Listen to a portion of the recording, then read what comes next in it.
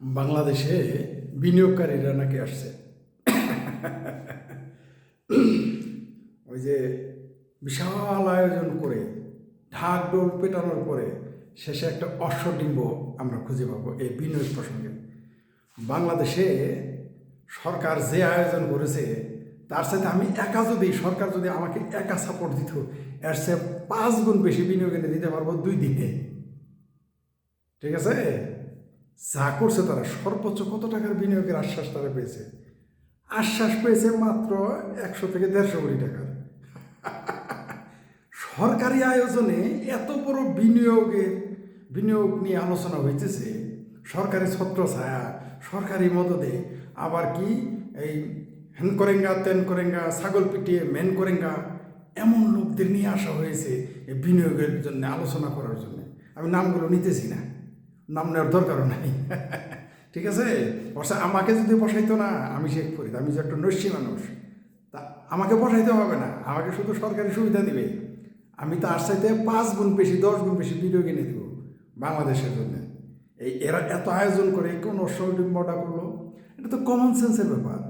নির্বাচিত সরকার না থাকলে এই সমস্ত দেশে নির্বাচিত সরকার বলেন আর অনির্বাচিত সরকার বলেন, রাজতান্ত্রিক সরকারও বলেন আর যা মন চাই তাই বলেন, বিনিয়োগকারী যদি নিশ্চয়তা না পায় যে আমার টাকাটা বিনিয়োগ করলে আমি এতদিনের মধ্যে উঠে নিয়ে যেতে পারবো, অথবা আমার প্রতিষ্ঠানটা বন্ধ থাকবে না চালু থাকবে, বা আদৌ চালাতে পারবো কি না, বা এই সরকারের কোনো ভরসা আছে কিনা, বাংলাদেশের সাধারণ মানুষই তো বিশ্বাস করে না এই সরকার টিকে থাকবে কি থাকবে না।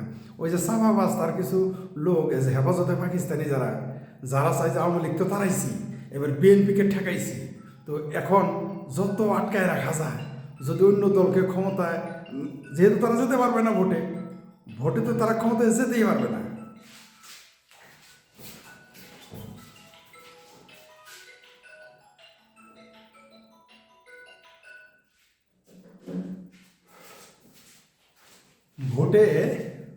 ভোটে তো তারা ক্ষমতায় যেতেই পারবে না, সে তো মক্কা বহুদূর, কোনোদিনই পারবে না ভোটে যেতে জামাত এই দেশে ক্ষমতায়।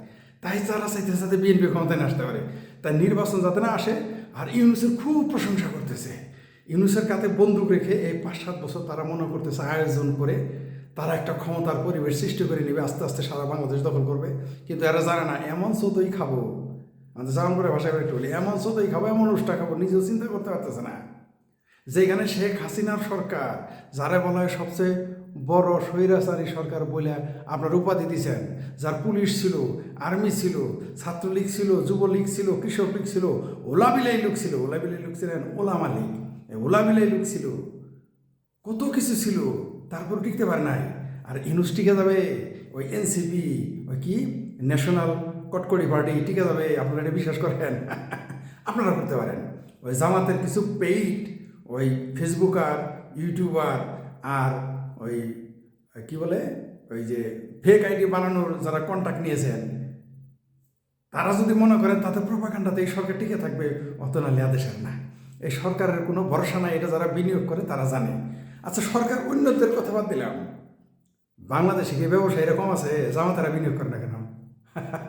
আপনি জামাতদের দেখছেন বিনিয়োগ করতে? জামাতিদের নতুন কোনো বিনিয়োগ দেখছেন? এই 7-8 মাসে বিশ্বের যত বিনিয়োগ ছিল, বাংলাদেশে 80% বিনিয়োগ গয়া ভার্মে। কেউ পাগল হয়েছে? কারো পাগলা কুত্তা কামড়াইছে যেখানে বাংলাদেশের লোক বিনিয়োগ করতে ভয় পায়। এই বিনিয়োগের মিটিং তো সেই দিন হলো, আমি তো 1 মাস আগেই বলছি যে বহু লোককে অনুরোধ করতেছি, ভাই এটা করেন ওইটা করেন, আপনারা এখন ক্ষমতা, এই কাজ করেন ওই কাজ করেন। আমি বিএনপি লোকই বলছি, আমি তারা আওয়ামী লীগের লোকের বলি নাই, আওয়ামী লীগের লোকের তো ফোন বন্ধ, আর তারা আমার কথা শুনবে না। তারপর বিএনপির তার সে পর তাদের ফোনই তো বন্ধ, কারণ দল ধন ক্ষমতায় থাকে তখন তো চাঁদাবাজি করে, লুটপাট, কন্ট্রাক্টরি, ঠিকাদারি, আগডুম বাগডুম করে টাকা কামানোর ধান্দায় থাকে। তো এই যে যারা এখন মনে করেন বিএনপি পন্থী, তাদের বলেছে এই কাজে বিনিয়োগ করেন ওই কাজে বিনিয়োগ করেন, তারা কি বলছে জানেন? একটু ভরসা আছে কোনো? তো এই দেশে যারা এমনকি জামাতের, আপনি বলেন না বিনিয়োগ করতে নতুন, এই জামাতিরা যত ফাল পারে, যে এনসিপিরা যত ফাল পারে, ওই 150 গাড়ি পাওয়া গেছে বলে ক্ষমতায় থাকলে 150 কেন 1500 গাড়ি পাওয়া যায়। ক্ষমতায় থাকলে ও তো একটা হেলিকপ্টার কেন 5টা হেলিকপ্টার দিয়ে নিয়ে ঘুরবে। মনে করেন আমি যদি সবাই যদি জানে ফরিদ কালকে এমপি হবে, মন্ত্রী হবে, ওই সলিমুদ্দির গোলাগুলির মধ্যেই ওরে তো 150 গাড়ি নিয়ে গেছে, আর আমাদের পিছনে 1000 গাড়ি থাকবে। যদি কেউ মনে করে যে এই যে ক্ষমতায় মন্ত্রী হয়ে দিতেছে, 1000 গাড়ি থাকবে, হেলিকপ্টার একটা না 5টা থাকবে, ক্ষমতায় থাকলে সবাই দেয়, আর না থাকলে না কেউ ফোনও ধরে না। তাহলে এই যে এত বড় বড় রাঘব বোয়াল ছিল আওয়ামী লীগের, তাদেরই খুঁজে পাওয়া যাইতেছে না। রথী মহারথী নাম বলতে চাই না, আপনারা বুঝে নেন, তা কাউরই খুঁজে পাওয়া যাইতেছে না বাংলাদেশে। তারা একই সাথে ক্ষমতা ধরছিলেন, একই সাথে হাজার হাজার কোটি টাকা মালিছিলেন, তাদের খুঁজে পাওয়া যায় না। আর এই ন্যাশনাল কোটকড়ি পার্টি এনসিপি, ওই ইনকালাব পঞ্চ কি নামটা বললে মনে থাকে না, এদের খুঁজে পাওয়া যাবে? আপনার ধারণা এবি পার্টিগুলি খুঁজে পাওয়া যাবে? এত পাগল হয়েছে ভাবলি?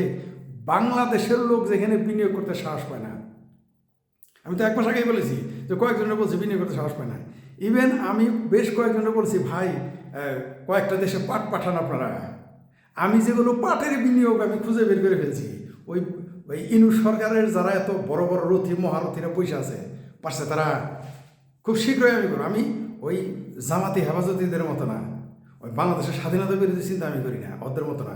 আমি দেশকে নিয়ে ভাবি, কারণ দেশে ইনু সরকার আমার পছন্দ না, কিন্তু দেশটা তো আমার, আপনার, সবার, আমাদের সকলের। সরকার আমারও পছন্দ, সেটা বারবার বলতেছি। ইনু সরকারের ক্ষমতা ছেড়ে দেবে, তার সাথে আমার কোনো নেই, তার সাথে আমার কোনো বিরোধ নেই, কারণ সে ক্ষমতায় থাকতে পারবো না, অবৈধ সে উন্নত সেনা করি, সে তার কাজ সে করবে, তাহলে আমার সাথে তার বিরোধ শেষ।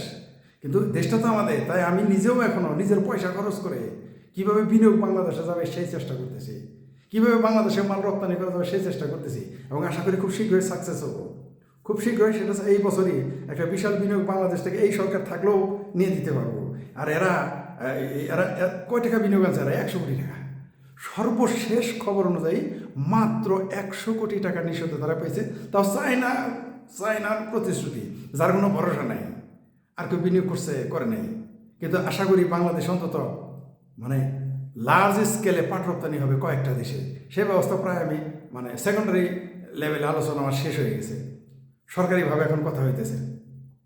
ঠিক আছে, জানি না, সফল তো হইতেই হবে আমাকে, কারণ আমার দেশের জন্য তো আমার কিছু করতে হবে, আমার নিজের জন্য করতে টিকে থাকতে হবে না, ব্যবসা বাণিজ্য করতে হবে না, নিজেকে তো টিকে থাকতে হবে, তাই না? তো দেশও যাতে থাকে। আমরা তো এটা বলতে পারি না যে এই বাংলাদেশে এখন কোনো টাকা পাঠায় না, বাংলাদেশের জন্য বিনিয়োগ যায় না, হুন্ডি করে টাকা পাঠাবো, বইতে হবে, ব্যাংকে পাঠায় না, রেমিটেন্স হবে, ওই সমস্ত ফালতু চিন্তা তো আমরা করতে পারি। সরকার যেই থাকুক, আমি মানি চাই না মানি, দেশটা তো আমাদের, দেশের মানুষই কষ্ট করবে। তাই যাতে বাংলাদেশের রপ্তানি বাড়ে, বাংলাদেশে কিছু আয় রোজগার হয়, বাংলাদেশের শ্রমিকেরা বিদেশে যেতে পারে। অলরেডি দক্ষ কিছু শ্রমিকের ব্যাপারেও কথা হয়ে গেছে, কমপক্ষে 300 শ্রমিক বাংলাদেশ থেকে আসবে, এবং তারা সব শিক্ষিত লোক কিন্তু দক্ষ, তাদের নিয়ে আসবো, সেই আলোচনা হয়ে গেছে। আর এই রথী মহারথীদের বসায় 100 কোটি টাকা, ও আমার কি আর কম, এত ঢাক ডোল পিঠে মাত্র 100 কোটি। আমাকে শুধু সরকার প্রতিনিধি ঘোষণা করুক না যে আমি সরকারের প্রতিনিধি ঘোষণা করুক যে আমি সরকারের পক্ষ থেকে কথা বলতে পারবো। দেখেন না আমি কত বিনিয়োগ এনে দেই বাংলাদেশে। এই কয়েক মাসে কয়েকটা দেশ ঘোরার পর বুঝতে পারলাম, এখন তো ভেবে চিন্তা করি যে রাষ্ট্রদূতের আসলে আকামা, একজন রাষ্ট্রদূত যে কী করতে পারে একটা দেশের জন্য, কোনো কাজ করে না, বিনিয়োগের ব্যাপারে কোনো কাজই করে না। আমি শুধু আলোচনা করে, আমার তো কোনো ক্ষমতা নাই, আমি ক্ষমতাহীন একটা মানুষ, আমি তো ধনী মানুষও না, ক্ষমতাহীন মানুষ, তাও আমি আলোচনা করে মানুষকে বাংলাদেশে পাঠাচ্ছি, বাংলাদেশে বিভিন্ন লোক পাঠাইতেছি যে যাতে তোমরা দেখে আসো, এই সেক্টরে খোঁজ নিয়ে আসো, তোমরা বিনিয়োগ করো আমাদের এখানে। আমি বাড়াইছি, এদের সাথে তো আমার বিনিয়োগ বেশি থাকবে, এবং সেটা তো অবশ্যই আপনারা দেখবেন, এবং পত্রিকায় আসবে ডিক্লেয়ার, বাংলাদেশ সরকার স্বীকার না করুক, যেই দেশ থেকে, যে সমস্ত দেশগুলো থেকে বাংলাদেশে যাবে, যারা ইম্পোর্টার যাবে বা যারা এগুলো কাজ করবে, যারা বিনিয়োগ করবে, তারা তো স্বীকার করবে, তাদের দেশে তো পত্রিকায় আসবে, তখন আপনারা জানবেন। এখন বলতেছি না, তখন আপনারা জানবেন আমি কেমনি কী করতেছি।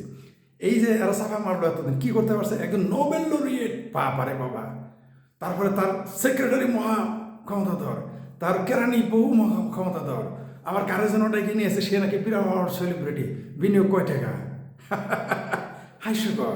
আমি বললাম তো, আমাকে শুধু সরকার যদি আমাকে পারমিশন দিত, গভর্নমেন্টের কোনো অথরিটি আমি থাকতাম, ছোটোখাটো দেশ থেকে যে বিনিয়োগ আনতো তাই তো চিন্তা করতে পারতো না, এরা চিন্তাই করতে পারবে না কত বিনিয়োগ আসবে বাংলাদেশে, আর বাংলাদেশে কত কিছু রপ্তানি হবে, এটা সামনেই দেখতে পারবেন।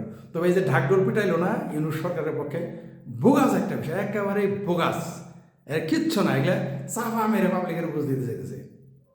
এই কয়েকদিন ধর্ম খাওয়াইলো, তারপর এখন ফিলিস্তিনি ইস্যু আছে, এটা খাওয়াইতেছে, তারপর আপনার মুক্তিযুদ্ধ বিরোধী যত আয়োজন সম্পন্ন করছে, পাবলিকের মাথা খাইছে, ওগুলো বুঝ দিয়ে রাখছে। আর এখন বুঝাইতেছে যে বিনিয়োগ আসতেছে, অত নালিয়া দেশে না, পাগল হয় নাই, নিজের পোলা যদি ভাত না দেয় অন্যের পোলা ভাত দিবে না, এটাই বাস্তব। তার মানে বলছেন তো, নিজের পেটের পোলা যদি ভাত না দেয়, ওই বিআইয়ের পোলা আপনারা ভাত দেবো না। ঠিক আছে? তো নিজের দেশের লোকে যদি বিনিয়োগ না করে, বিদেশ থেকে বিনিয়োগ আসবে, 1 টাকা বিনিয়োগ করবে, দেশে গার্মেন্টস বন্ধ হয়ে যাচ্ছে, জুট মিল বন্ধ হয়ে গেছে, আমাদের বাণিজ্য অপদেষ্টা বলে বন্ধ কারখানার খোলা হবে না। বেকুব কোথাকার। বাংলাদেশ পাট দিয়ে বাংলাদেশে সব কিছু সম্ভব। এই শুধুমাত্র জুট, গোল্ডেন ফাইবার, এটা দিয়ে সারা পৃথিবী জয় করা সম্ভব বাংলাদেশে। কামলাও দিতে হবে না পৃথিবীতে, যে অন্য দেশে গিয়ে নিজের দেশে নিজে কাজ করতে পারবে। সেগুলো থেকে জুট মিল বন্ধ থাকবে, বন্ধ করে খোলা হবে না। আবার বিনিয়োগ আশা করে এই বাংলাদেশে মারামারি কাটাকাটি, আইএসআইয়ের পতাকা তুলে মৌলবাদীদের রাজকারা দিয়ে আপনি বোধাই দেখে তো বিদেশিরা বোধাই না, যারা বিনিয়োগ করবে তারা তো অত বোধাই না তারা।